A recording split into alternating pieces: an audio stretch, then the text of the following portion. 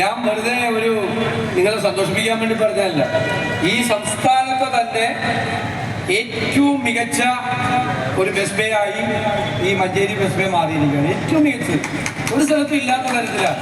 ഞാൻ എന്നോട് പറയാം, 94 മുറികളും 38,000 ചതുരശ്ര അടിയുമൊക്കെ ആയിട്ട് നഗരത്തിൻ്റെ ഹൃദയഭാഗം ഇത്തരം വികസന പ്രവർത്തനങ്ങളാണ് ഒരു നഗരത്തിൻ്റെ ആധികാരികമായ മാറ്റത്തിന് തുടക്കം കുറിക്കുന്നത്.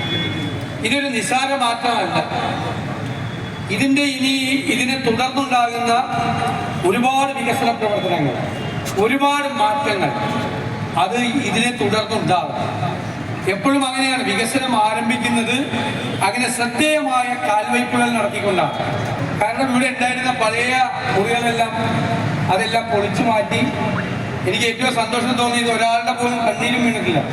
അവരെല്ലാം ഇവിടെ തന്നെ അക്കോമഡേറ്റ് ചെയ്തിരിക്കുക. ഇല്ലെങ്കിൽ നമുക്ക് അങ്ങനെ ഒരു വിഷമം ഉണ്ടാവും, ഇല്ലേ? കുറേ പേര് വർഷങ്ങളായി പലതരത്തിലുള്ള കച്ചവടമൊക്കെ നടത്തിക്കൊണ്ടിരുന്ന കുറേ ആളുകളെ കണ്ണീര് വീഴ്ത്തിക്കൊണ്ട് നമ്മൾ ബലം പ്രയോഗിച്ച് നിയമപരമായി ഇതെല്ലാം ഇടിച്ചു പൊളിച്ച് കളഞ്ഞ് നിങ്ങളുടെ പണി നോക്കിക്കോ, അങ്ങനെയൊന്നും പറഞ്ഞിട്ടില്ല. അതാണ് അതിൻ്റെ പ്രത്യേകത. സാധാരണഗതിയിൽ അങ്ങനെ എല്ലാവരുടെയും പൂർണ്ണമായ സഹകരണത്തോടെ ഒരാളുടെ പോലും കണ്ണീര് വീഴാതെ നേരത്തെ ഉണ്ടായിരുന്നതിൽ നിന്ന് മാറി കുറെ കൂടെ ഗമയിൽ പുതിയ കടകളിലൊക്കെ ഇരിക്കാൻ പറ്റാവുന്ന തരത്തിലുള്ള ഒരു നല്ല മാറ്റമാണ്. എനിക്ക് അവിശ്വസനീയമായി തോന്നുന്നത് ഈ പരിമിതമായ കാലയളവിനുള്ളിൽ ഇതെങ്ങനെ തീർത്തു എന്നുള്ളത് കൂടിയാണ്. അതിനൊരു സാധാരണ നമ്മൾ പറയില്ലേ, സർക്കാർ ഇതുപോലെ പരിപാടി തുടങ്ങിയ ചർച്ചയായിട്ട് തന്നെ 3 കൊല്ലം പോകും. പിന്നെ കല്ലിട്ടിട്ട് പിന്നെ വേറൊരു കൊല്ലം പോകും. പിന്നെ കെട്ടിടം പണിത് തുടങ്ങാൻ വേണ്ടിയിട്ട് സമയം പോകും. അപ്പോഴേക്കും കാലാവധി തീരും. അതല്ല, ഇതെല്ലാം വളരെ സമയബന്ധിതമായി. എനിക്ക് തോന്നുന്നു ചെയർപേഴ്സൺ സംസാരിച്ചപ്പോൾ ഉദ്ദേശിച്ചതിനേക്കാൾ നേരത്തെ അല്ലേ, ഞാൻ കേട്ട പോലെ ഉദ്ദേശിച്ചതിനേക്കാൾ നേരത്തെ അത് തീർന്നു എന്നുള്ള അതൊരു ടീം വർക്കാണ്, ഒരു സ്പിരിറ്റാണ്. നിങ്ങളെല്ലാവരും പ്രിയങ്കരനായ MLA കൂടെ സഹായം എല്ലാവരും കൂടി ഒരുമിച്ച് നിന്നുകൊണ്ട് എല്ലാവരും ശ്രദ്ധിച്ച് ഒരു നഗരസഭയ്ക്ക് ഇതുപോലെ വിസ്മയങ്ങൾ ഉണ്ടാക്കാൻ പറ്റും എന്നാണ് മഞ്ചേരി നഗരസഭ തെളിയിച്ചിട്ടുള്ളത്. ഒരു കാര്യവും സംശയം വേണ്ട.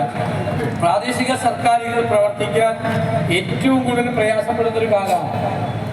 കാരണം 3 ഗഡുക്കളായിട്ടാണ് പൈസ കൊടുക്കുന്നത്, അല്ലേ? 3 ഗഡുക്കൾ. കഴിഞ്ഞ വർഷത്തെ സ്ഥിതി അറിയാമോ? ആദ്യത്തെ ഗഡു കൊടുത്തു, രണ്ടാമത്തെ ഗഡു ഓഗസ്റ്റിലാണ് കൊടുക്കുന്നത്. അത് കൊടുത്തത് ഡിസംബറിലാണ്.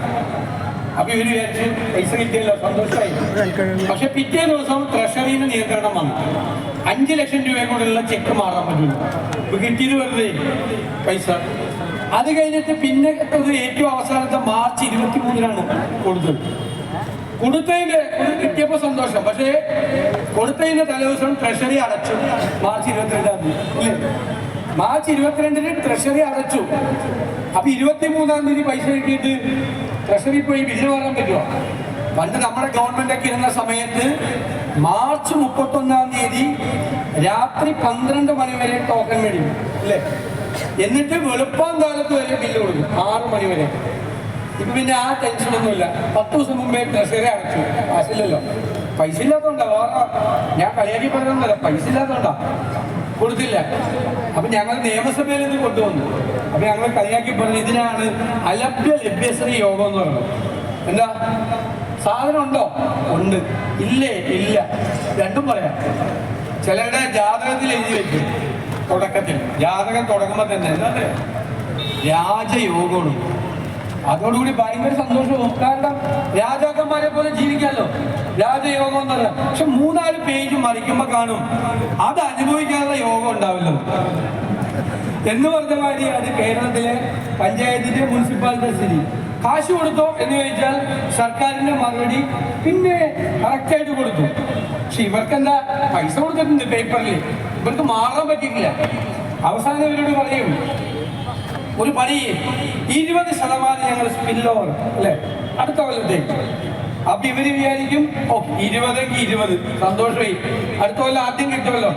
അപ്പൊ അടുത്ത കൊല്ലം ഏപ്രിൽ ഫസ്റ്റ് വീക്കിൽ ഒരു ഉത്തരവ്. എന്താ ഉത്തരവ് എന്നറിയാം? അത് ഈ വർഷത്തെ പദ്ധതിയിൽ നിന്ന് തന്നെ എടുക്കണം. കഴിഞ്ഞ വർഷത്തെ കാശ് കിട്ടൂല. അപ്പൊ ഈ വർഷത്തെ പദ്ധതിയും കൂടി കൊള്ളായി.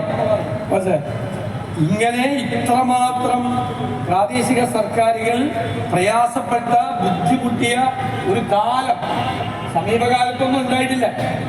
അത്രമാത്രം പ്രയാസപ്പെടുകയാണ്.